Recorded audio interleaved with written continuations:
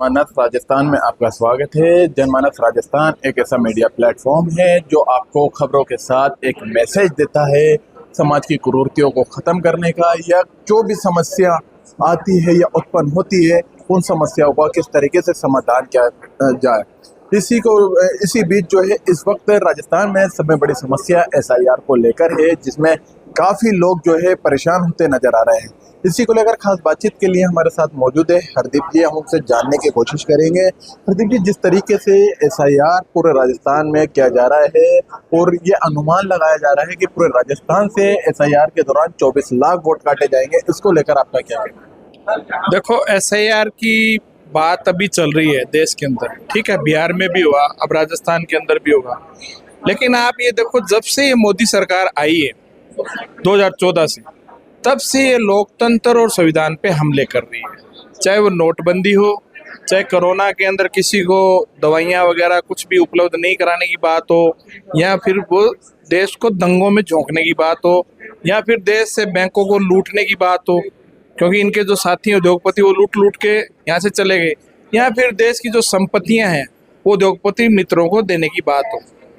तो ये जो सरकार है, ये सरकार आम आदमी को इन चीजों में उलझाने का काम कर रही है। मेन जो इनका गेम है वो मेन है ईवीएम। हम लोग शुरू से कहते आ रहे हैं कि ईवीएम में ही गड़बड़ है, क्योंकि एसआईआर के अंदर इन्होंने ये जो चलाया है, इससे क्या है कि नीचे नीचे लोग उलझते रहेंगे, एक दूसरे को दोष देते रहेंगे। वो कहेगा उसने कटवा दिया, वो कहेगा उसने कटवा दिया। जो मेन जो गेम ये खेल रहे हैं धर्म की आड़ के अंदर भी, क्योंकि ये धर्म का जो इन्होंने चलाया ताकि धर्म में ये लोग उलझते रहें और आपस में काटामारी करते रहें। तो जो मेन जो इनका बैठा ईवीएम का जो गेम है उस तक लोग नहीं पहुंच पाए, और एक बड़ा आंदोलन ईवीएम के खिलाफ न हो। ये सब इनकी साजिशें हैं, इनके पाखंड हैं देश के अंदर, और देश अब अच्छी तरह समझ चुका है। ईवीएम को लेकर आप बड़े आरोप लगा रहे हैं। राहुल गांधी भी जो है लगातार ईवीएम को लेकर आवाज उठाते नजर आ रहे हैं, या विपक्षी और दलों की बात की जाए तो ईवीएम को लेकर जो है आवाज उठाई जा रही है। लेकिन कहाँ ये चूक हो रही है कि जो विपक्ष है उसकी आवाज को वोट नहीं सुनने को तैयार है। आप खुद सोचो, जो अमित शाह जी ये कह देते हैं कि हम 160 सीटें लाएंगे बिहार के अंदर, ठीक है, लोकसभा के अंदर 400 सीटें लाएंगे, 2030 तक कोई सीट खाली नहीं है देश के अंदर, तो ये लोकतंत्र में चलता है क्या? और एक चीज बताओ, अगर बिहार में इनकी जीत इतनी बड़ी जीत थी तो क्यों 10 लोग सड़कों पे नहीं आए? बीजेपी के आतिशबाजियां क्यों नहीं की? क्यों लड्डू नहीं खिलाए लोगों को?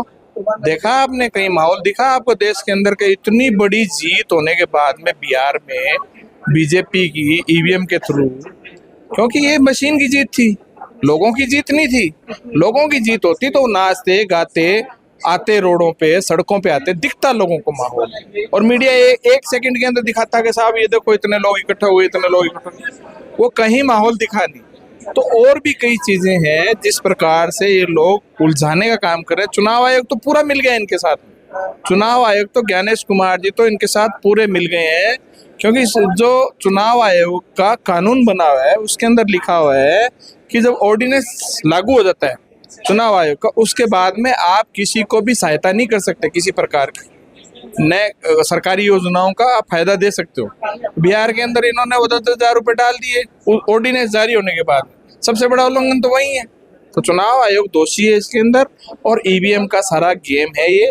ईवीएम तक लोगों की बात न पहुंचे, इसलिए नीचे के गेम खेलते हैं ताकि ये लोग आपस में उलझे रहे और ईवीएम तक बात न पहुंचे। तो ऐसे ही चलता रहा तो विपक्ष की अब आगे की क्या रणनीति होगी? विपक्ष किस तरीके से इसका जो एक समाधान निकालेगा? क्योंकि अगर ऐसे ही चलता रहा तो विपक्ष की तो भूमिका ही खत्म हो जाएगी। देखो, विपक्ष की बात जहाँ तक है वहाँ तक मैं इतना टाइम हो गया राहुल गांधी को हर बात के ऊपर, वो लोकसभा के अंदर भी प्रदर्शन करते हैं और सड़कों पे भी लोगों के साथ खड़े होकर उनकी जो यूथ कांग्रेस की टीम है, कांग्रेस की टीम है, समय समय पे प्रदर्शन करती आ रही है। क्योंकि जो कुछ लोग हैं, गोदी मीडिया जो लोग हैं, वो दिखाते नहीं है उन प्रदर्शनों को। काफी लोगों की गिरफ्तारियां भी, इतना बड़ा आंदोलन फैल कर दिया इन लोगों ने। किसान आंदोलन कितना बड़ा आंदोलन था आपको मालूम है? मैं गया था वहाँ किसान आंदोलन के अंदर, 40 किलोमीटर तक लाइन थी, 40 किलोमीटर ट्रॉलियों की जगह नहीं थी पैर रखने।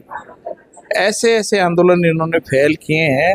तो विपक्ष तो अपनी आवाज उठा रहे हैं, वो तो ईमानदारी से राहुल गांधी जी, और भी जो उनके साथ जो विपक्ष के लोग हैं, नेता लोग हैं, दूसरी पार्टियों, वो लोग अपनी आवाज़ उठा रहे हैं, चाहे महाराष्ट्र के अंदर हो, चाहे उत्तर प्रदेश में, या कहीं भी हो, सब लोग अपनी आवाज़ उठा। लेकिन ये जनता को जागरूक होना पड़ेगा अपने अधिकारों के लिए।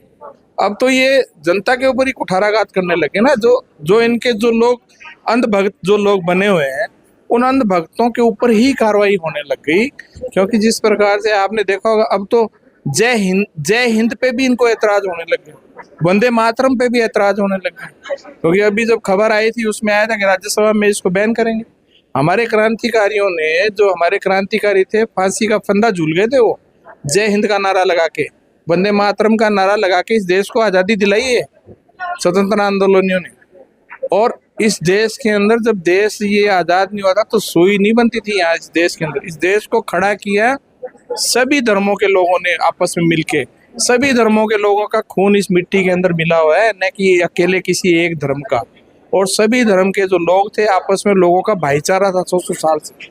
किसी को तबलीगी का नारा दे दिया, किसी को खालिस्तानी बता दिया, किसी को देशद्रोही बता दिया जो हक की आवाज़ उठा रहा है। तो इस प्रकार से इन लोगों ने एक डायरी बनाई हुई है, उस डायरी के हिसाब से ये लोग रोज रजिस्टर के अंदर मेंटेन करते हैं कि किस प्रकार से किधर अपने को हलचल पैदा करनी है, और हलचल पैदा करके देश का ध्यान उधर डाइवर्ट कर देते हैं। क्योंकि राहुल गांधी जी ने कहा ना कि आपका ध्यान डाइवर्ट करके पीछे से आप जेब काट लेते हैं। तो ये जेब कतरे टाइप लोग हैं। मेरा नाम हरदीप है, मैं माइनॉरिटी कमीशन के